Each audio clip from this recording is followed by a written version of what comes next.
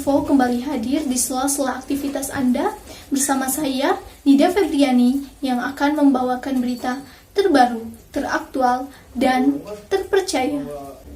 Pemirsa, tren penurunan angka kemiskinan sejak 2021 lalu tertahan setelah Badan Pusat Statistik atau BPS mencatat tingkat kemiskinan pada September 2022 sebesar 9,57% atau lebih tinggi dari Maret 2022 yang 9,54%. Sejumlah faktor turut mempengaruhi kondisi tersebut, termasuk peningkatan inflasi sebagai dampak dari kenaikan bahan bakar minyak atau BBM. Akibat meningkatnya jumlah kemiskinan, fenomena kehidupan jalanan juga semakin meningkat. Hal ini menyebabkan banyak masyarakat merasa resah dengan fenomena tersebut. Karenanya, pemerintah perlu lebih memperhatikan hal ini agar angka kemiskinan dapat kembali diturunkan. Demikian yang dapat saya laporkan saat ini. Saya Nida Febriani beserta kru yang bertugas pamit undur diri. Terima kasih, selamat pagi dan sampai jumpa kembali.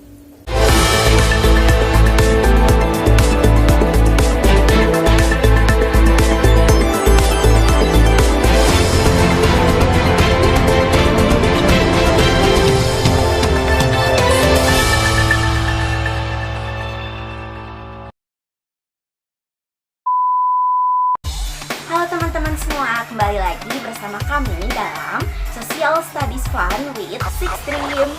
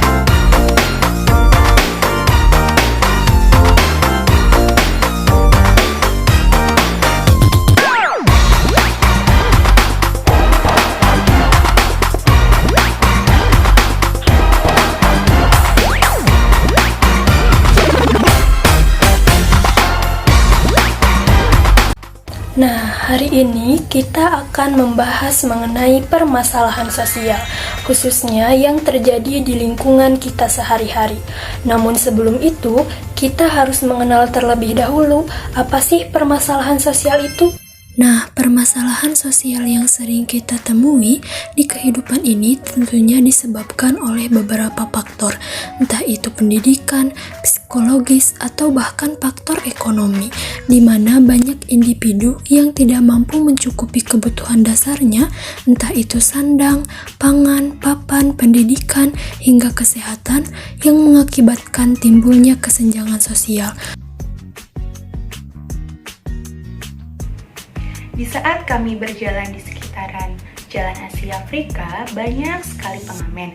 Pengamen merupakan individu atau kelompok yang melakukan pertunjukan musik di tempat umum dengan tujuan menghibur orang-orang di sekitarnya.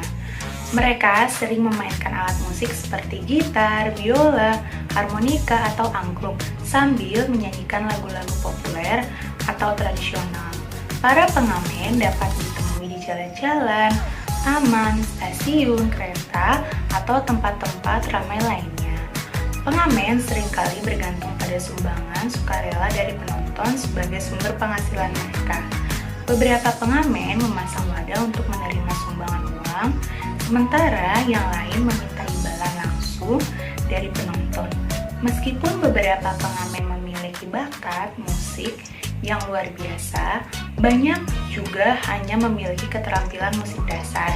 Mereka berusaha menciptakan suasana yang menyenangkan dan memikat orang-orang yang mau memberikan sumbangan atau membeli karya musik mereka. Pengamen sering menjadi bagian dari pemandangan kota yang hidup, menambah warna dan keceriaan di lingkungan sekitar.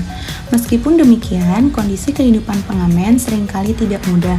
Mereka menghadapi tantangan seperti cuaca yang tidak menentu, persaingan dengan pengamen lain, dan kadang-kadang bahkan masalah hukum terkait izin atau peraturan daerah.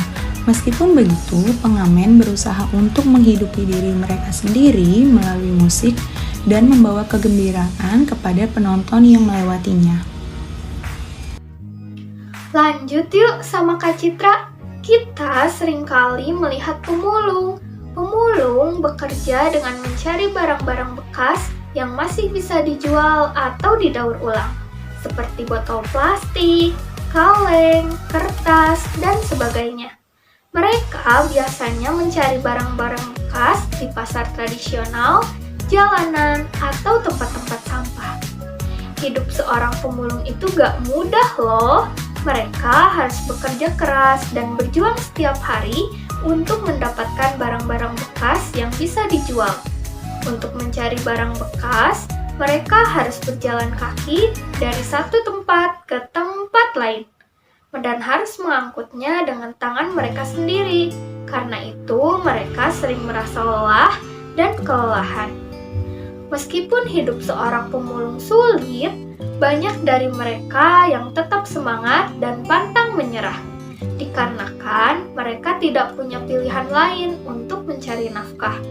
Mereka terus berjuang dan bekerja keras setiap hari karena mereka tahu bahwa pekerjaan ini bermanfaat. Dengan mencari barang bekas yang bisa didaur ulang, mereka membantu mengurangi jumlah sampah yang dibuang ke tempat pembuangan akhir, dan juga membantu menjaga lingkungan agar tetap bersih dan sehat. Oleh karena itu, kita harus menghargai pekerjaan mereka dan selalu berusaha untuk membantu mereka dengan cara yang kita bisa, seperti dengan tidak membuang sampah sembarangan atau bahkan memberikan bantuan jika memungkinkan. Nah, selain itu teman-teman, di jalanan kita sering menjumpai pengemis kan. Pengemis itu orang yang mendapatkan penghasilan dengan meminta-minta di muka umum dengan berbagai cara dan alasan untuk mengharap belas kasihan orang lain. Pengemis merupakan jenis pekerjaan yang dilakukan banyak orang yang biasanya pendidikannya itu sangat rendah dan termasuk sebagai orang-orang miskin. Berpakaiannya bolong-bolong dan sedikit kumuh. Di berbagai sudut kota sering terjadi anak gelandangan harus bertahan hidup dengan cara-cara yang secara sosial kurang atau bahkan tidak dapat diterima masyarakat umum. Itu hanya sekadar untuk menghilangkan rasa lapar dan keterpaksaan untuk membantu keluarganya.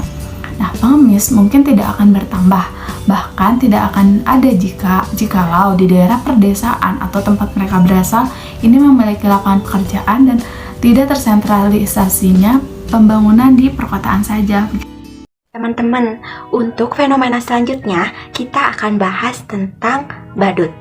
Nah, tentunya teman-teman semua udah tahu kan apa itu badut, dan tentunya pasti teman-teman udah melihat itu bagaimana badut itu. Nah, teman-teman semua pernah lihat gak sih badut-badut yang ada di jalanan? Sebenarnya, badut-badut sekarang tidak hanya sekadar dikatakan atau disebut sebagai badut, tapi dapat disebut juga sebagai cosplayer. Teman-teman semua, ketika di lampu merah, saya pernah melihatnya atau melihat badut-badut tersebut, dan juga saya pernah melihat badut yang berkeliling ke rumah-rumah. Nah, jika kita lihat di sekitaran Jalan Asia Afrika dan juga dekat alun-alun kota Bandung, di sana juga banyak sekali badut-badut atau seperti orang yang cosplay jadi robot, jadi hantu, atau jadi superhero. Seperti halnya jadi Iron Man, jadi robot Transformer, ataupun jadi hantu-hantu lokal ataupun hantu internasional, dan lain sebagainya. Seperti yang kita lihat, rupanya kreativitas mereka cukup tinggi ya teman-teman. Mereka bisa meniru berbagai tokoh dengan baik. Nah, yang saya lihat, cosplayer itu banyak sekali di pinggiran jalan tersebut. Orang-orang biasanya dan khususnya anak-anak akan berfoto dengan robot atau hantu-hantu tersebut dan memberikan uang kepada mereka. Nah, gimana nih kalau teman-teman pernah nggak foto bareng sama badut atau sama para cosplayer tersebut? Nah, sekarang kita tanya yuk salah satu cosplayer, apa sih suka duka mereka menjadi cosplayer? Dukanya lagi ada hujan bersama teman-teman. Ya itu dukanya, kita lagi hujan sama kapal, itu dukanya. Tapi kalau senangnya itu kita anak-anak kebersamaan anak-anak.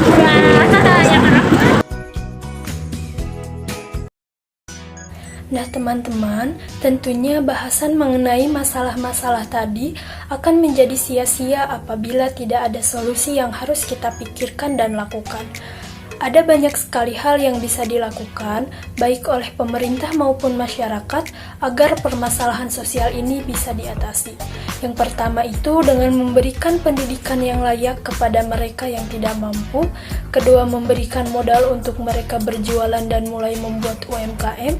Ketiga, kita sebagai masyarakat harus bisa suportif, yakni dengan mendukung usaha pedagang kecil agar tetap maju dan berkembang, serta masih banyak lagi solusi yang bisa kita lakukan. Cukup sekian pembahasan kali ini. Sampai jumpa lagi nanti teman-teman semua.